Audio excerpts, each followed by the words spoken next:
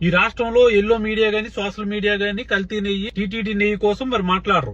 ఎందుకంటే బోలే బాబా వాళ్ళు హెరిటేజ్ మా పార్ట్నర్ అని ప్రకటించిన తర్వాత ఇందాపూర్ డైరీ ద్వారా కల్తీ నెయ్యి వచ్చింది హెరిటేజ్ వాళ్ళదే అని తెలిసిన తర్వాత ఇంకా ఆ సంభాషణ కూడా మరి ఉండదు.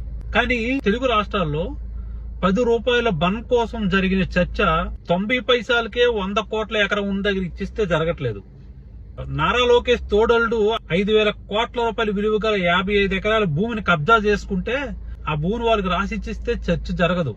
ఒక రియల్ ఎస్టేట్ కంపెనీకి 2,000 కోట్ల రూపాయల విలువ గల భూమిని 90 రూపాయలకి ఇచ్చినా కూడా చర్చ జరగదు. ఈ రాష్ట్రంలో చంద్రబాబు నాయుడు గారి ప్రభుత్వం వచ్చిన తర్వాత 66 లక్షల ఉన్న పెన్షన్ ని 6 లక్షలు పీకేసి 60 లక్షలు చేసినా చర్చ జరగదు. 2 ఏళ్ల కాలంలో ఒక కొత్త పెన్షన్ కూడా ఇవ్వకపోయినా చర్చ జరగదు. ఈ రాష్ట్రంలో కొత్తగా పెన్షన్ రావాలంటే భర్తలు చనిపోవాలి అని మినిస్టర్ ప్రకటించిన కూడా చర్చ జరగదు. విద్యార్థులకి 9,000 కోట్ల రూపాయల ఫీజు రీఎంబర్స్మెంట్ బాకీ పెట్టినా చర్చలు ఏమి ఉండవు. కానీ 10 రూపాయల బన్న కోసం చర్చ ఉంటుంది. ఈ రాష్ట్రంలో ఏం చర్చించుకోవాలనేది ఎల్లో మీడియా డిసైడ్ చేస్తుంది. ఈ రాష్ట్రంలో ఏం మాట్లాడాలి ప్రజలు అనేది కూడా ఎల్లో మీడియా టీడీపీ డిసైడ్ చేస్తుంది. చంద్రబాబు నాయుడు బలం ఇదే.